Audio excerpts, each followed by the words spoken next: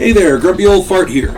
Due to YouTube's changing quote-unquote community standards, I created a channel called Grumpy Old Fart over on Rumble, a free speech alternative to YouTube. You can see all of my stuff over there, including my political and social commentary, as well as my current events videos. The links to my YouTube and Rumble channels, as well as links to let you order my books, are in the description of this video. If you enjoy my content, please like, share, subscribe, and comment. I welcome your comments, even if you disagree with me. Now, on with the video. Hey there, Grumpy Old Fart here. I'm doing an alien activities video on alien-human cooperation. Okay, there have been rumors and stories about alien-human cooperation floating around the UFO community for decades. You hear about it all the time. My favorite one is a story about President Harry Truman meeting with alien representatives at a military airfield and hammering out a treaty wherein we got alien technology and the aliens got humans to study. It is the basis for the government involvement in all of the alien abductions. That's the theory for that. Now, again, none of this is proven, so, to the best of my knowledge, there is no actual proof that said treaty exists, nor is there any proof Harry Truman ever met with aliens at any point. Now, could it have happened? Maybe. I don't know. If aliens do exist, chances are, the leaders of our country, of our world leaders, would want to meet with them. I'm just saying. So, I suppose it could have happened, but again, there's no proof. Regardless, there have been many whistleblowers and other folks in the know, as it were, who have related stories about secret hidden bases where humans and aliens work side by side, doing research and scientific study. I have heard stories of dozens of places where these secret labs are supposed to be. I'm going to relate information of two of these places. The first is in Montauk, New York. This base is allegedly under the United States Air Force Base at Montauk in New York State. Whistleblowers have come forward with stories of some really weird shit going on there. Experiments dealing with time travel, dimensional gateways, teleportation, energy research, and biological experimentation. And I've heard stories that aliens are there working with the humans. It's, again, proof is always just out of your reach. You know what I'm saying? Now, this mystery surrounding Montauk was enhanced when an unknown creature washed ashore on a public beach near the base. Immediately, the rumor mill rocketed into overdrive. Was it a cryptid? Was it an alien? Was it some secret experiment gone wrong? At any rate, Montauk became the focal point of these rumors, and we had already had some whistleblowers come forward, but then we had even more.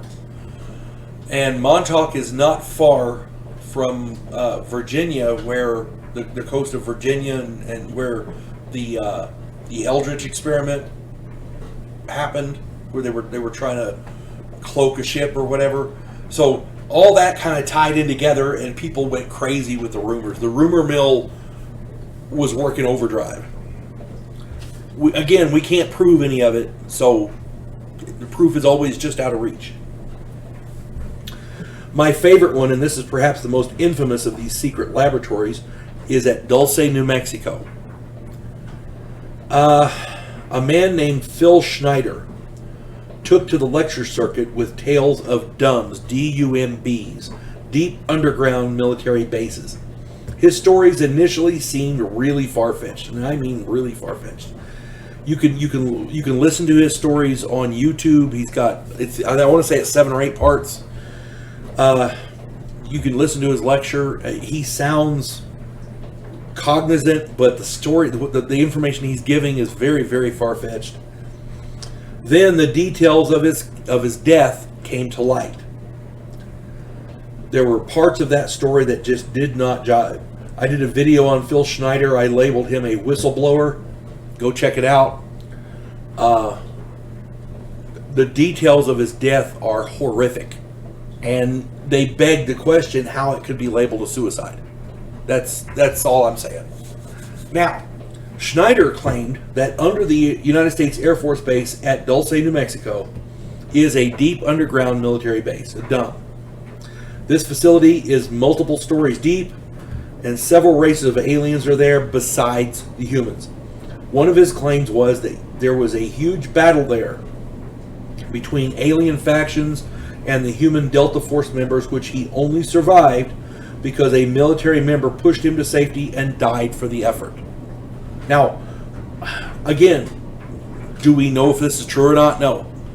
But listening to the man talk, he is either so completely insane that he believes what he's saying, or he's cognizant and he knows he's relating true events. Because you got to listen to the guy. He's very, very believable. That's all I'm saying. What this boils down to is that the stories of humans and aliens working together. Oh, and by the way, if he was insane and his stories weren't true, his death obviously could not have been a suicide, but it was ruled a suicide. Somebody did that. Now, if his death wasn't a suicide, why would they make a crazy guy, quote unquote, commit suicide? You see what I'm saying? There's more to that story that we're not aware of. That's all I'm saying. What this boils down to is that the stories of humans and aliens working together, especially in hidden laboratories, seems far-fetched. But there are so many different people saying the same things, and to date, a number of specific points of those stories have been shown to be at least partially true.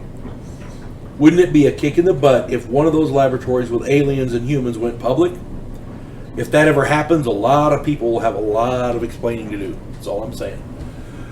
Hope this finds everybody well. You folks have a good day. God bless one and all.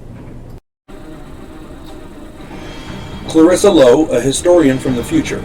Delmore Kane, a Civil War veteran turned outlaw.